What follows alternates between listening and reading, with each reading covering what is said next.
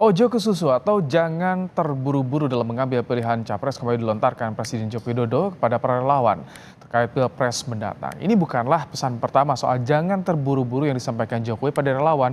Pesan kemarin juga disampaikan berdekatan dengan momen kebersamaan Jokowi dengan Ganjar Pranowo dan Prabowo Subianto.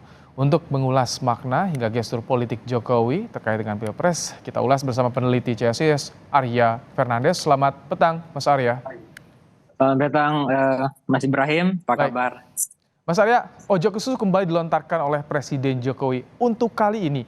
Ini penegasan atau ada maksud apa menurut Anda, Mas Arya? Baik, saya kira setiap tindakan dan manuver politik Pak Jokowi harus dibaca dan dilihat sebagai respon terkait situasi politik yang tengah terjadi ya. Dan saya melihat setidaknya ada pernyataan ojo ke susu itu dilatar belakangi terkait 3 situasi politik yang tengah terjadi. Yang pertama, sejak ada sinyalemen bahwa Pak Jokowi lebih dekat kepada Pak Ganjar, kepada Pak Prabowo maksudnya, itu di level relawan itu terjadi pembelahan ya. Jadi sejumlah relawan ada yang secara terang-benderang itu menyatakan dukungan kepada Pak Ganjar, tetapi sebagian yang lainnya juga menyatakan dukungan kepada Pak Prabowo. Jadi situasi relawan yang terbelah dan mungkin beberapa simpul-simpul relawan yang tidak bisa dikontrol oleh Pak Jokowi itu mendorong juga Pak Jokowi akhirnya memberikan pernyataan publik untuk tidak terburu-buru dalam menentukan pilihan politik.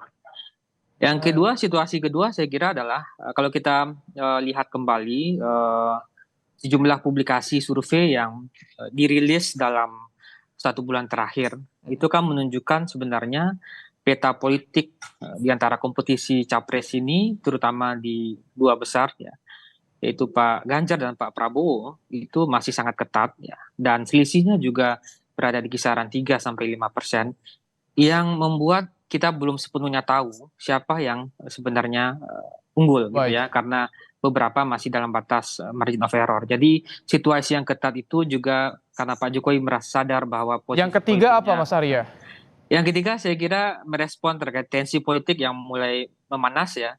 Terutama kita belakangan melihat PDI Perjuangan mulai secara terang benderang memberikan kritik pedas kepada Pak Prabowo misalnya dalam program food estate ya, dan juga kritik terhadap PDIP juga melontarkan kritik yang meminta misalnya Pak Prabowo tidak mengklaim dukungan kepada Baik. dukungan Pak Jokowi.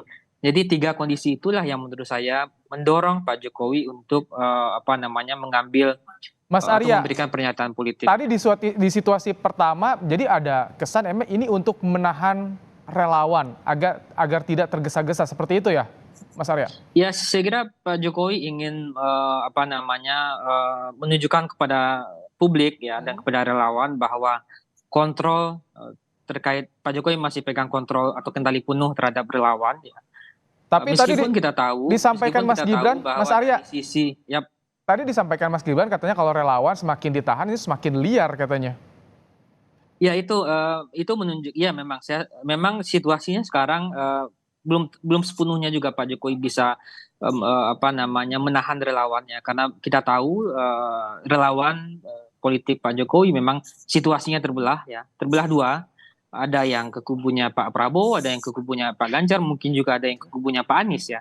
Jadi Pak Jokowi seperti kehilangan quote unquote kontrol terhadap relawan, itu yang membuat Pak Jokowi kemudian memberikan pernyataan bahwa ojo ke susu, tunggu komando dari Pak Jokowi gitu. Mungkinkah ini Nah, pesannya justru untuk partai politik misalkan PDIP atau ya Gerindra kah? ya Mas dalam Arya? situasi ketiga memang ada usaha dari Presiden dan Pak Jokowi juga untuk menahan situasi yang mulai memanas ya, karena kan baik Gerindra dan PDI Perjuangan sama-sama berada di koalisi pemerintahan, tapi belakangan kan PDI Perjuangan mulai secara lugas dan keras melakukan kritik kepada Partai Gerindra dan Pak Prabowo yang misalnya terkait program food estate ya, itu juga program begitu juga soal dukungan dari Pak Jokowi ya. Jadi mungkin ini cara juga untuk mendinginkan situasi yang sudah mulai memanas gitu. Oke, kalau soal atraksi yang belum selesai, jadi ini perkiraan atraksi seperti apa nanti yang akan muncul sampai masa pendaftaran tiba, Mas Arya, menurut Anda yang disampaikan Pak Jokowi?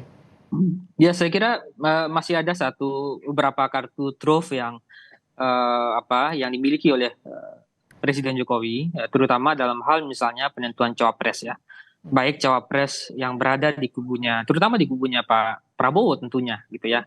Karena kalau kita lihat kan sekarang semua partai koalisi pemerintahan di luar PDIP itu berada di kubunya Pak Prabowo. Jadi Pak Jokowi saya kira masih punya kartu truf untuk melakukan atraksi atau manuver politik terkait cawapres ya. Baik, Mas Arya Fernandes, peneliti CSIS, terima kasih telah menyampaikan pandangannya dalam program Kompas Petang sore hari ini.